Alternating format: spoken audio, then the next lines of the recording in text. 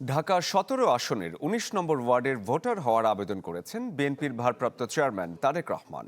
দিয়েছেন আঙুলের ছাপ, আইরিশের প্রতিচ্ছবি ও বায়োমেট্রিক তথ্য। একই ওয়ার্ডের ভোটার হচ্ছেন মেয়ে জাইমা রহমান। আগারগাঁওয়ে নির্বাচন কমিশন ভবনে এই প্রক্রিয়া সারেন তারা। ইসি সচিব জানান, ভোটার তালিকায় অন্তর্ভুক্ত হওয়ার বিষয়ে কাল সিদ্ধান্ত জানানো হবে। ঢালাইয়ের সেরা প্রিমিয়ার সিমেন্ট।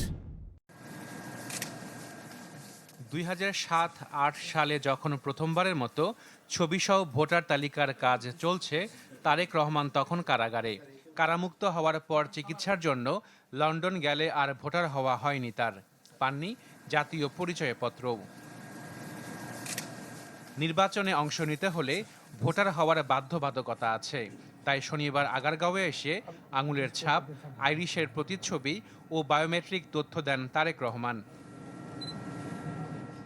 ভোটার হওয়ার জন্য আবেদন করেন তারেক কন্যা জাইমা রহমানও। বাবা ও মেয়ে ঢাকা ১৭ সংসদীয় আসনের ১৯ নম্বর ওয়ার্ডের ভোটার হতে চান।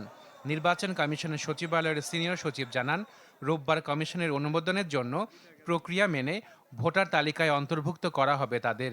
ভোটার তালিকা আইন ২০০৯-এর ১৫ ধারা অনুযায়ী কমিশনের এখতিয়ার আছে যে কোনো প্রাপ্তবয়স্ক বা ভোটার হওয়ার সক্ষম ব্যক্তিকে ভোটার করতে পারেন। আগামীকাল কমিশনে এটা পেশ করা হবে।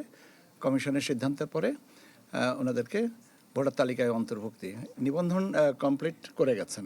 এখন নিবন্ধন কমপ্লিট করে গেলেও এখানে আমাদের প্রসেসের জন্যে সময় লাগে, কারণ এটা আপলোড করে আপনার ওনাদের ফিঙ্গারপ্রিন্ট এবং সিগনেচার ম্যাচিং, ফেস আইডি সেগুলোকে ম্যাচিং করতে হয়। ম্যাচিং করার পরে কনফার্ম হলে তখন আর কি ওনাদেরকে একটা ভোটার আপনার আমরা এনআইডি নাম্বার যেটা বলি সে নাম্বারটা দেওয়া হয়। তো এটা করতে কিছু সময় লাগবে। তো আই বিলিভ এটা আজকের ভিতরে কমপ্লিট হয়ে যাবে। এ বছর ভোটার হয়েছেন তারেক রহমানের স্ত্রী জুবাইদা রহমান। আশেকিন Prince, channel 24, Dhaka.